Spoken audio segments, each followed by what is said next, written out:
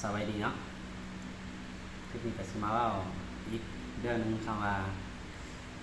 ครอบครัวอีกคือกันเนาะเพื่อเอ่อหลายคนที่เอาผัวเอาเมียมาแล้วก็แม่บ่มักอยู่กันได้เนาะเข้ากันบ่ได้ซะสมมุติว่าอ่าเรื่องเอาง่ายๆเรื่องร้อนๆใหม่ๆเนาะย้อนผัวเมียของลุงเธอเนาะลุงเธออยู่นานเลยใหม่ๆใหม่ๆแล้วเราว่าตามบนคลิปเราเว้าเนาะเมียเมียก็บ่ได้ให้ได้อันนั่นเนาะผัวก็บ่ได้ผิดได้เทียงหยังกันจะเลิกก็เลิกกันด้วยดีเนาะต่างฝ่ายต่างอันเต็มใจเพิ่นว่าอยู่ร่วมกันไปมีความสุขสีซะเนาะตามเพิ่นว่าอยู่ร่วมกันมีความสุขต่างฝ่ายต่างเลิกกันปะหย่ากันเนาะตามเพิ่นเว้านะตามเบิ่งคลิปเพิ่นเว้าคนก็อย่าเลิกกันด้วยดีเมียก็ดีเมียก็บ่ได้บ่มีคำติเนาะแต่ว่าตัวเองก็แบบว่าพวกก็บ่มีคำติเนาะ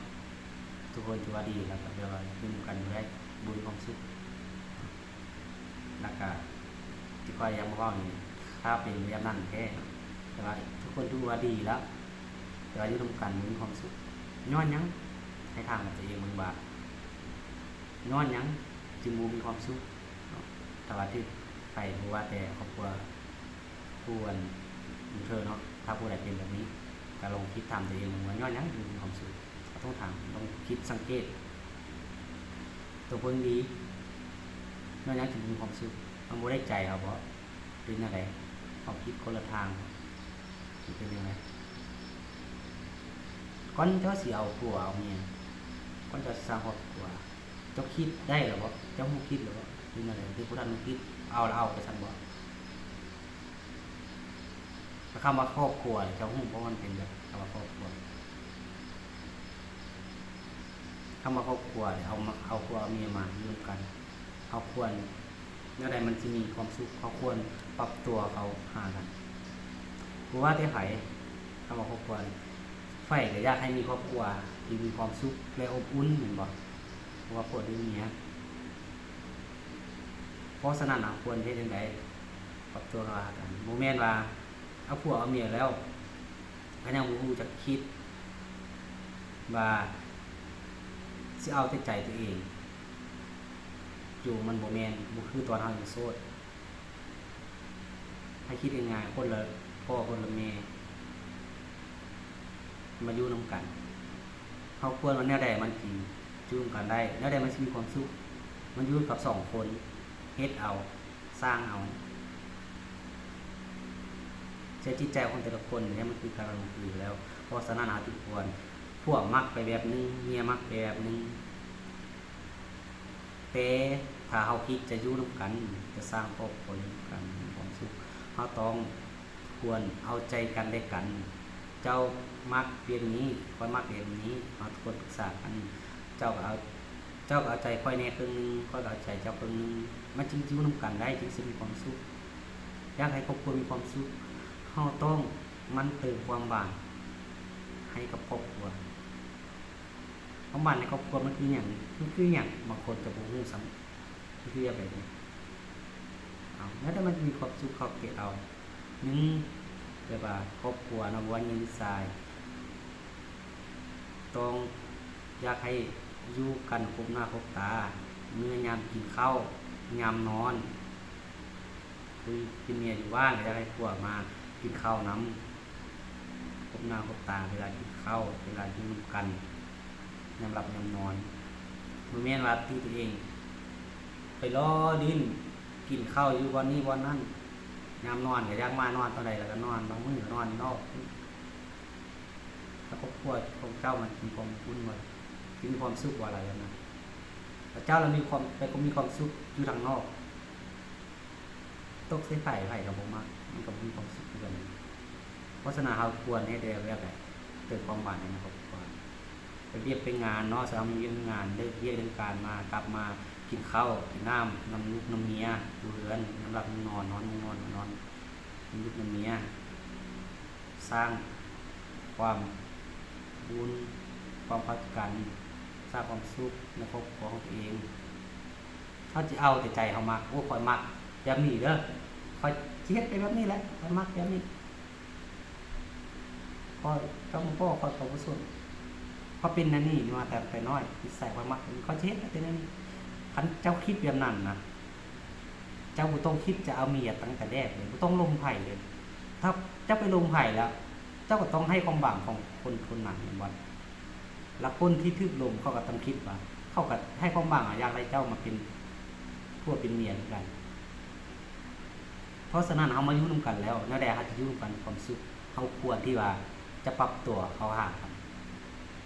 เขาจะเอาแต่จิตใจตัวเองเห็นแก่ตัวเองมันยุ่งกันบ่ได้แน่นอนถ้าทุกคนรู้ดีนะบ่มีหยังตีนะมันก็ดีตัวเพราะเพียงแต่แนวคิดใจเฮาก็ปรับตัวเข้าหากันแต่บุมังนี่ก็กับเปลี่ยนพอบุมังนั่นจะกับเปลี่ยนเฮาสิเฮ็ดคือตอนเฮาเป็นอิสระตอนเฮาโสดน่ะมันบ่คือคำว่าครอบครัวเอาลูกเอาเมียถ้าจะยังคิดบ่ได้ก็บ่ควรจะเอาลูกเอาเมียตั้งแต่แรกเลยมันดีแล้ว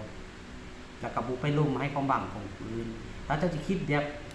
ดิ้นกินไปเป็นชีวิตโสดมีความสุขอย่าเฮ็ดหยังเฮ็ดบ่มีใครมาบ่นว่ามันแม่นบ่ได้มันโสดนี่เกี่ยวแต่ความคิดของเจ้าน่ะเจ้าคิดบ่อยากมีความสุขกับคนอื่นหรือบ่บ่อยากมีความมันสัมพันธ์กับหญิงหรือชายหรือบ่ตัวอย่างบ่แต่ก็ต้องมีนั่นบ่ล่ะชายแต่ต้องอยากมีความสัมพันธ์กับหญิงจะมีคนฮักหญิงหรือยังมีความฮักกับชายถ้าเจ้ายังคิดแบบนั้นอยู่ถ้าเจ้าปรับตัวเองบ่ได้เจ้าไปล้มผู้ใดก็คือเก่าเจ้าไปล้มแล้วเจ้าก็คือให้ความหวังของเขาบ่แม่นเขาก็จะไม่ล้มดิ้นเก่าซื่อๆเขาก็ต้องความหวังบ่ว่าแต่ไผบ่ว่าหญิงหรือชายในโลกนี้ไผก็จะคิดยังมีเมียเดียวผัวเดียวมันไปล้มกันให้ความหวังแล้วเฮาจะคิดว่าเราเอากันมาแล้วก็คิดแต่ว่าบ่มีความสุขจะเฮ็ดหยังก็บ่ได้เฮ็ดคือเก่าคือตอนเป็นโสดมันจะเฮ็ดหยังบ่ได้แล้วถ้าจะคิดแบบนั้นจะต้องไปลงไผอยู่ตัวคนเดียวกับตัวคนเดียวไปเลยจะไปให้ความหวังไปเลยลงมือแล้วมันให้ความหวังในคนคนนั้นก็ต้องอยากสร้างครอบครัวกับเจ้าถ้าเจ้าคิดว่าจะอยู่แบบโสดก็อยู่โสดก็ต้องไปลงไปให้ความหวังบ่ได้เลยดีถ้าเจ้าคิดว่าจะอยู่โสดไปจังได๋ครับเจ้าคิดดีหรือบ่ยังมีความสุขตอนจะเฮ็ดได้ตอนนี้ยังมีความสุขแม่นแต่เจ้าบ่คิดถึงอนาคตที่ว่าเฒ่าแก่หรือว่าตอนนั้นที่เอาเฮ็ดบ่ได้บ่มีไผว่าสิเฮ็ดจนเฒ่านอนตายเฒ่ามาก็ยังเฮ็ดไปได้ทั้งๆที่นอนตายบ่มีไผมองเห็นอนาคตขึ้นมาเพราะฉะนั้นทุกคนเขาจึงพากันเอาลูกเอาเมียก็ย้อนว่าเขาคิดเห็นแก่ความตอนที่เฮาเฮ็ดบ่ได้เขาอยากมีลูกมาซื้อตระกูลของเฮาซึ่งนอแทนแนวของเฮาจะมีลูกมาเบิ่งแย่งตอนเฮาเฒ่าเขาจึงเอาพากันเอาผัวเอาเมียมีไผว่าสิอยู่โสดไปตลอดจนเฒ่ามีจากคนมีบ้านมีจากคนเตียนมีไปเอาถ้าคนเฮาครบยังครบ32นี่2อย่างนี่ล่ะมันผู้ใดก็คิดจักได้ผัวได้เมียคือกันเอาผัวเมียมาเฮาเพิ่นเฮ็ดได้นี่ก็จะคิดว่าจะโสดไปโอ้มีความสุขเฮ็ดหยังแล้วไปเฮ็ดใช้ชีวิตไปทำงานจังซี่มีความสุขละชีวิตค่อยเจ้าคิดว่าเจ้าสิสำนันอยู่ตลอดว่าเจ้าก็ฮู้เฒ่าลงแล้วไผสิเบิ่งแย่งเจ้าวันเฮ็ดบ่ได้มาคือว่าบางคนสิคิดว่าโอ๊ยค่อยมีเงินละค่อยใช้คนใช้เนาะเดี๋ยวเอาคนมาใช้เขาจ้างเขาจังซี่เจ้าจ้างให้อยู่เขาบุญแง่งจะเอาเงินให้เนาะจ้างเจ้าบ่คิดถึงแบบไกลๆเลยว่าน้ำตายน้ำเจ็บน้ำปิ้นน้ำใครน้ำตายมามีคนเบิ่งเลยบ่ว่าตายไปแล้วก็ยังหลายคนน้องเปียว่าตายแล้วเขายังต้องการให้ลูกให้หลานทำบุญทำทานไปให้อีกเลยมันบ่แม่ตายไปแล้ว ให้เฮาเบิ่งง่ายๆแนวที่เฮาทำบุญทำนั้นปัตตวะภาวาเฮาทำบุญปัตตวะจะนำพาถึงคนที่ล่วงลับไปแล้วพี่ๆน้องๆเฮาก็คือกันก็บ่คิดเด้อว่าแต่ว่าที่ย้อนเฮาบ่มีมาเฮาก็อยากให้ลูกให้หลานเฮาทำบุญไปหาเฮาถ้าเฮาบ่มีลูกมีหลานแล้วไผสิเฮ็ดไปให้เฮากินส่วนยามเฮาบ่มีเฮาบ่มาตัดต้องคิดไกลเลยคิดกว้างขวางนึงบ่แม่นคิดเอาแต่โอ้ชีวิตโสดนี่สบายเฮ็ดหยังก็ได้มันแม่นบ่ได้บ่นก็ไปชีวิตโสดนี่สบายเฮ็ดหยังก็เฮ็ดได้บ่ได้สนใจก็ไปเฮาต้องคิดเบิ่งทางหน้าของเฮา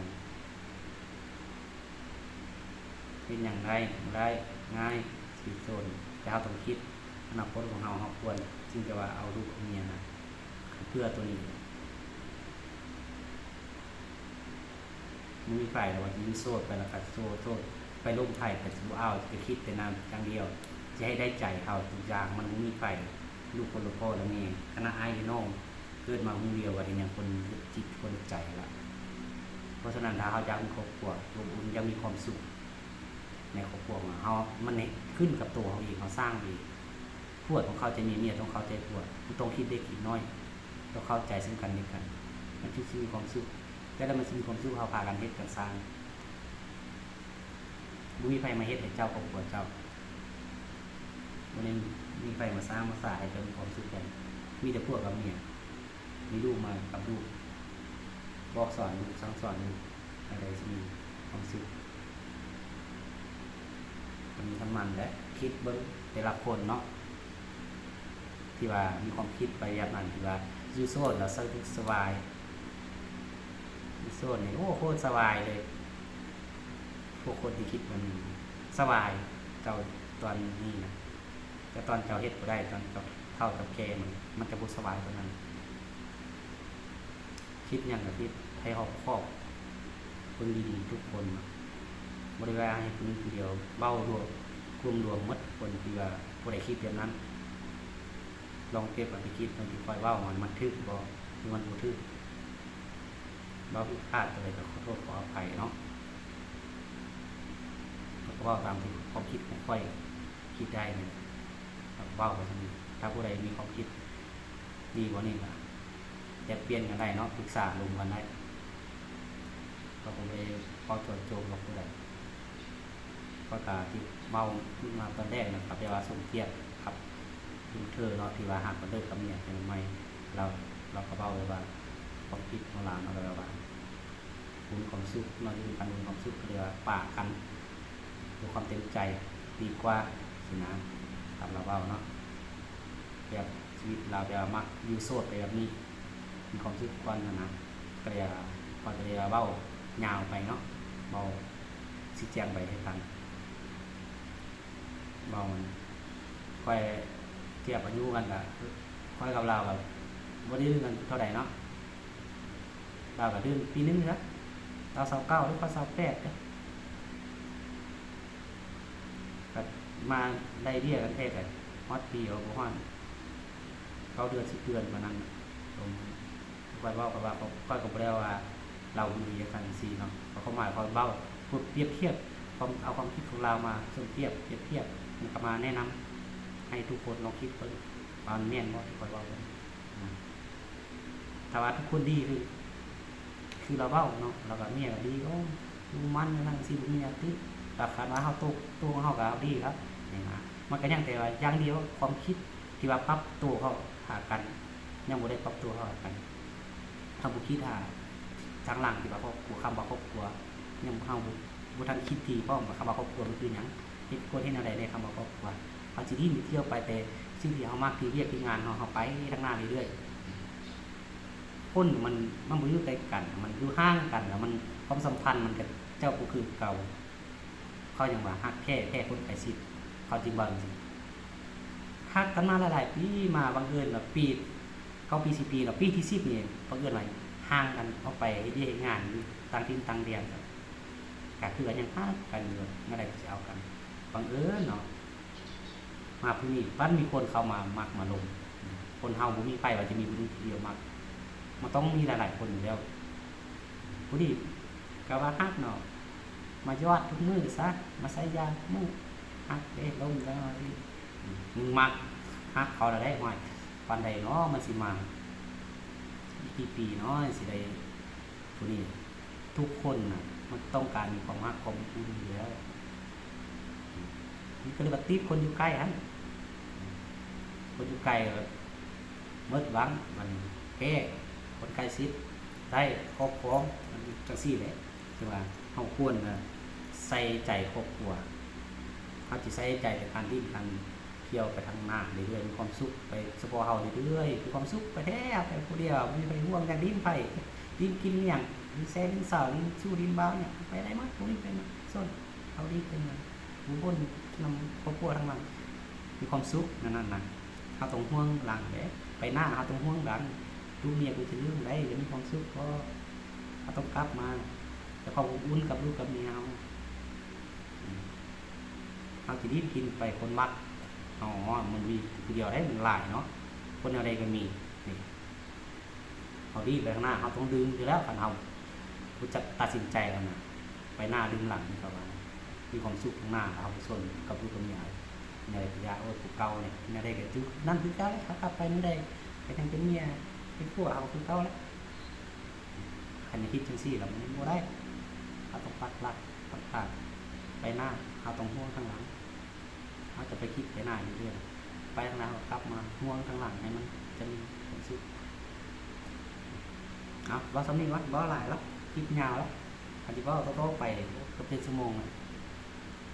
เอาสำนีละคิดนี้เอาคิดยังไงก็ต้องผ่านก็ติดตามให้ผมเด้อเป็นยังไงเบาผิดเบาวันที่กับขอโทษขอไปปรึกษาแล้วเนาะปรึกษาได้เบาของบาความคิดแต่ละคนมันคุยกันพอที่ได้ในนึงพอที่ได้ในนึงเนาะคิดคนละอย่างก็คนละคนกันเนาะเอาขอสำนีละคิดนี้นะ